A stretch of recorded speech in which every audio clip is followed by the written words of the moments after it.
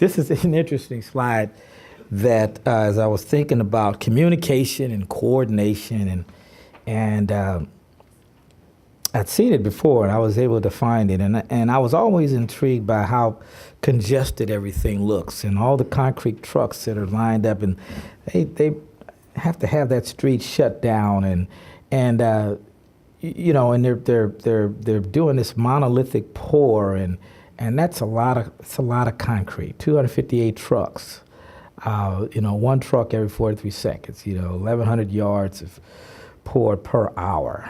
How much communication do you think would be required to pull that off? You know, to pull that from whether you're a project manager, superintendent, it doesn't matter.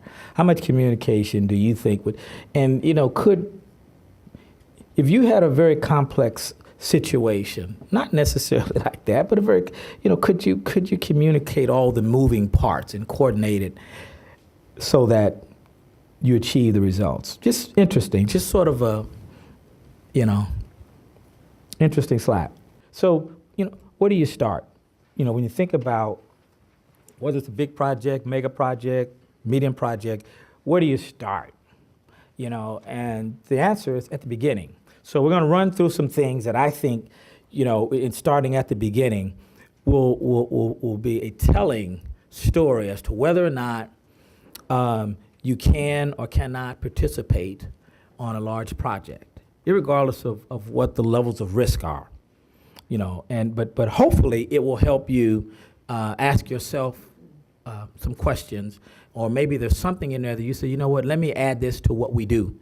And I think this will help mitigate some of our company risk moving forward, okay? At the beginning, it's the pursuit, right? That's the pursuit. You got to pursue it to get it, you know. Do you know what's going on in the market? Do you know where you are in the market? Do you know where you are in the market? Do you know what's going on? Do you read publications that tell you what's going on, whether it be safety, technology, right? Industry relationships. What industry relationships do you have, particularly with larger companies that specialize in what you do, whether it be electrical, be concrete, et cetera? Do you have industry relationship, vendor? Big deals have very long development strings on them. And many times, you just simply can't wait that long. We got to eat now, right? They were talking about campus renewal when I was at BJC, you know, two years ago. And they talked about it a year before that. Very long string on it. And there are companies who expressed interest then who have since gone on. And we can't wait. We got to go out of town and get work. And they're working out of town because of the length of time it takes to procure these deals. Planning, capital funding, procurement. I mean, I imagine this thing went through several iterations before the main board, the BLT, scrubbers, everything. Do you have the patience to work through the process? What's your goal, no-go criteria? You know, was in a meeting a few weeks ago with Carrie. That's one of the things we were just talking about. We talked about a lot of things, but we talked about making sure you have a go, no-go, because just because it says campus renewal doesn't make it a go. How many agree with that? Just because it says campus renewal, whatever 1.5, whatever is going to be spent, that doesn't make it a go. What's your go, no go? Do you have one? If not, you need one. I don't care if it's two bullet points. Establish some level of criteria that says if it fits within this box, if the opportunity fits within this box. Because usually with smaller firms, it's the opportunity within the larger opportunity. If that opportunity fits within this box, it's a go. But if it's not, you better walk away. I don't care what your cash flow is. I don't care what work you have in the pipeline and don't have it. You better walk away. Okay, what's your go, no-go process? So we hit that. Very, very important. Second step in where do we start? You identify the opportunity. You've decided it's a go. You've decided it's a go. RFP, RFQ, whatever the solicitation, hard bid, there's some request that's out there of you. Would it be, like I said, qualification-based or cost-based, fee and GCs or something like that? Reading all the documents, One of the things that I've experienced that people just don't do, they don't read all the documents. Attend the pre-bid, pre-proposal meetings. Approach the opportunity from a position of knowledge. Don't go and wait on someone else to interpret for you. Read the documents. If you can't read the documents, then that throws you back into your go, no go. It throws you right back into your go, no go. At least it should. Ask questions early and often. One of the things that I sort of became known for, which is asking questions. You know, I can't be in a room, you know, in a session without asking questions. I don't know how to. Because there's always something that I need some clarification on. And if you think you don't, I think you're fooling yourself. Many times people don't ask questions. They don't want it to appear like, why would they ask that stupid question? But if you don't know, or maybe you didn't hear it correctly, ask them. Ask them again. I remember one time I was in a deposition. It was a lawsuit, and I had written a report, and the bank was using my report to sue the title company. So I was being deposed. The lawyer kept asking me questions 6 different ways. You know, and finally I just kept asking him to repeat the question until he stopped. Ask questions early and often. Make that no-go corporate decision based on some of these factors. I mean, you can have your own, but if I got factors, they're, you know, some predetermined logic based on what experience I have on my staff, my risk tolerance, project complexity, identification of the bidders. If it's 20 bidders, why do I want to be involved in that? You know, number of bidders. Who's bidding it? You know, some people, I like to call them bottom dwellers. You know, I mean, they just know how to cut the bottom out of it, especially on public work. You know, don't want to be involved in that. But you have your own availability of staff and your current project appetite. What do you have an appetite for? Preparation of the bid proposal, right? Moving forward, clear understanding of your scope, exclusions, and clarifications. Don't put it together ever without exclusions and clarifications. Now, they're going to come back to you. They should come back to you, you know, for, and when I say exclusions, I'm excluding something if it's not clear. Not just to exclude it for the sake of exclude. But if you ask for the clarifications, hopefully most of the time it's not the exclusions, it's just the clarification. But in either case, make sure it's clear. Read all the documents again, read, especially the front ends. Especially the front ends. Identify your costs, be competitive. Know what you don't know. There we go. Ask questions. Get the correct answers. Don't guess.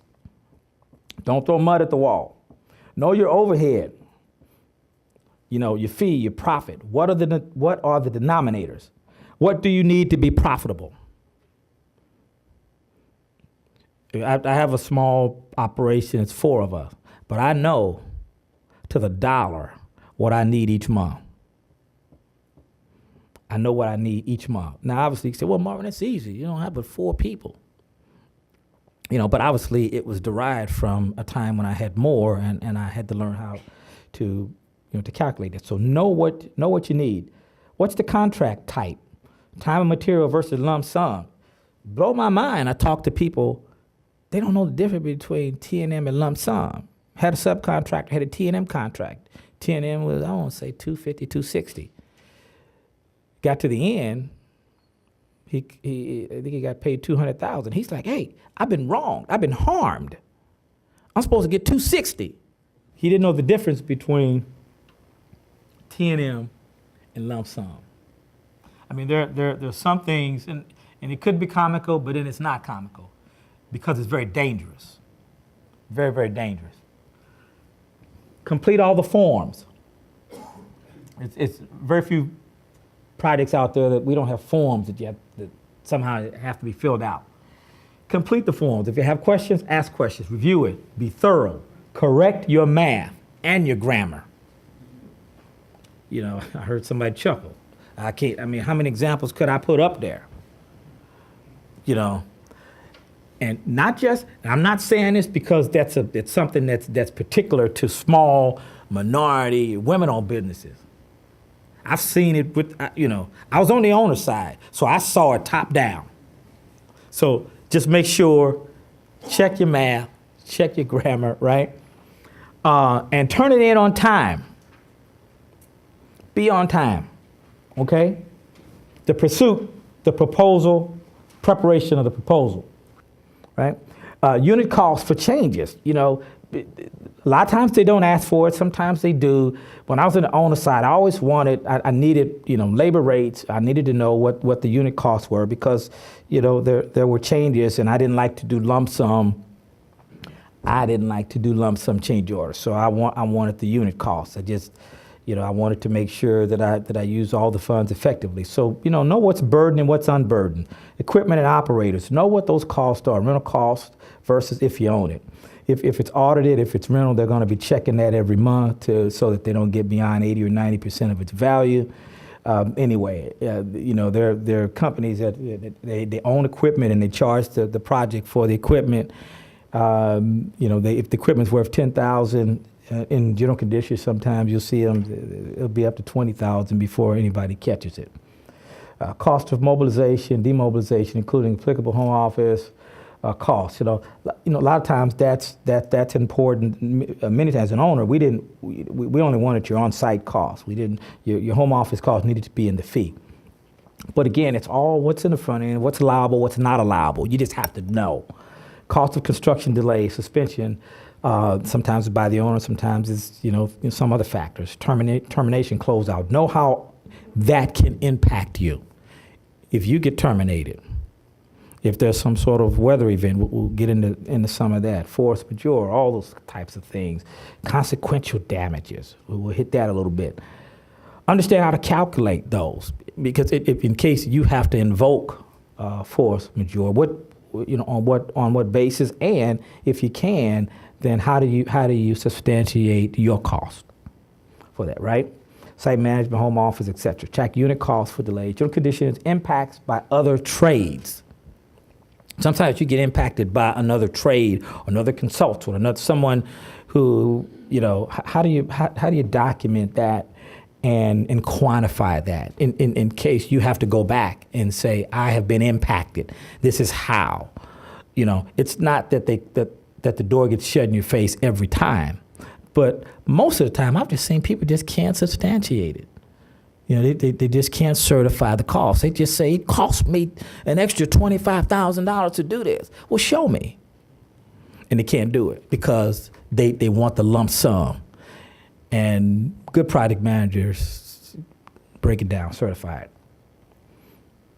Post-bid activities, you're going to have some sort of a post-bid scope review on any sizable job, right? So know what they're buying from you. Know what they're buying from you.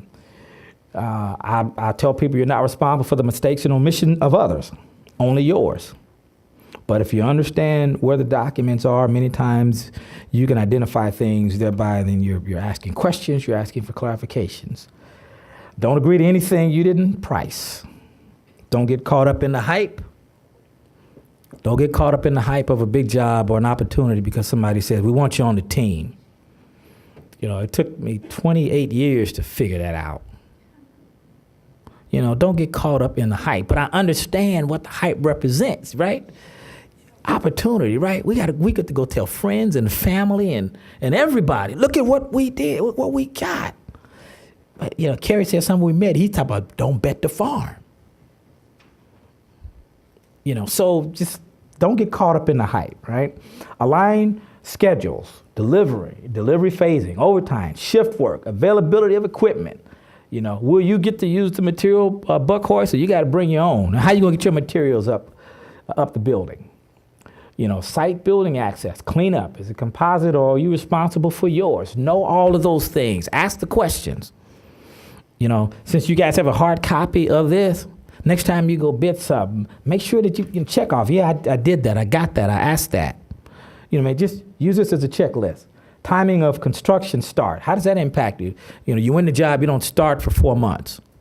In 4 months, you're out of cash. What's that? Rule of survival. Do not start work or perform and or any additional work without your contract or the appropriate written approvals and or authorizations. And no matter how many times we say that, I see it every day, because the subcontractor gets in a position where the prime comes, got to have this, got to have it tomorrow. You got to have men out there tomorrow. You got to have, and they're not willing to give it to you in writing, because they say, well, we haven't gotten it in writing from the owner yet. And so you go out at risk just because someone says, don't worry, I'm good for it. And the only thing they're good for is give it to me in writing. When I was at BJC, because of the process, sometimes the lengthy process of executing change orders and going through the process of certifying the cost, we had the ability to simply send you a short email. Floyd, go. That's all I'd say. That email was the contract that bound BJC to pay for that. Because sometimes the schedule, it drives it. Contracts, scope of work. So there's only 6 of them. Scope of work, know your work. I mentioned that before. What are your unit costs for changes? How is that addressed in the contract? Labor for cleanup composite crews. Process for approving extra work. Is there a process? How is it defined? Validate all of your work versus the prime. If you have an up tier, or other adjacent trades, draw a clear line of demarcation. Once again, we get in trouble because we don't do that.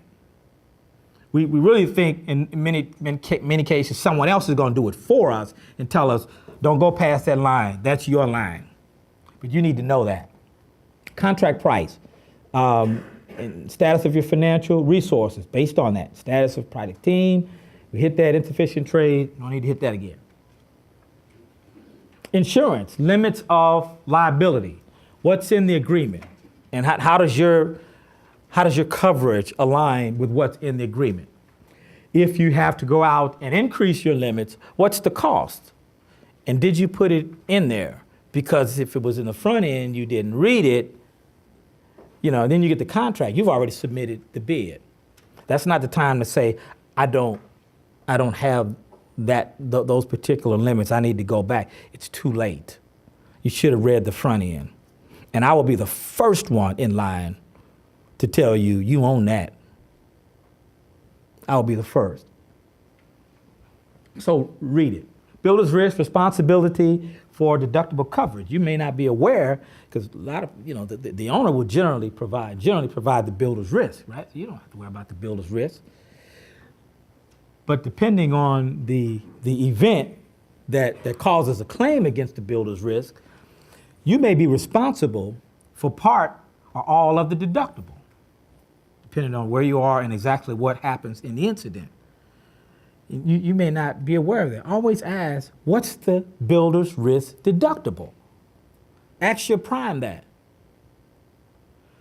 On MOBAP, the builder's risk deductible was $250,000. And Dave Malamphy, in his wisdom, said, that's going to be kind of high. If there's an incident, who's going to pay that deductible? It was a BJC policy that we have those limits. So what we did was, if you remember this, Dave, we bought an insurance policy to buy down. You remember that? To buy down the deductible from $250,000 to $25,000. A little bit more manageable.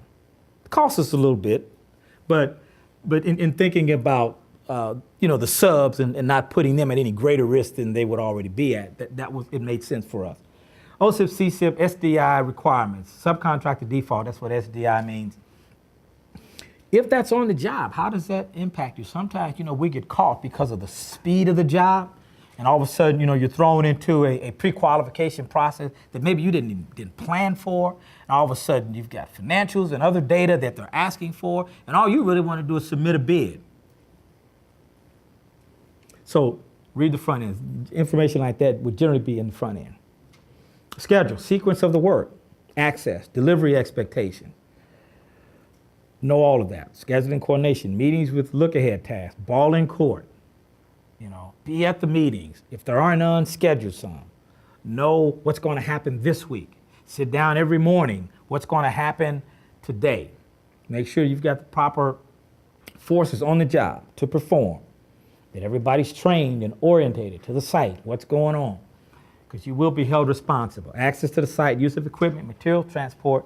What happens when the schedule is compromised and your scope is impacted? Be ready for things that impact the project, which consequently impact you. Be ready.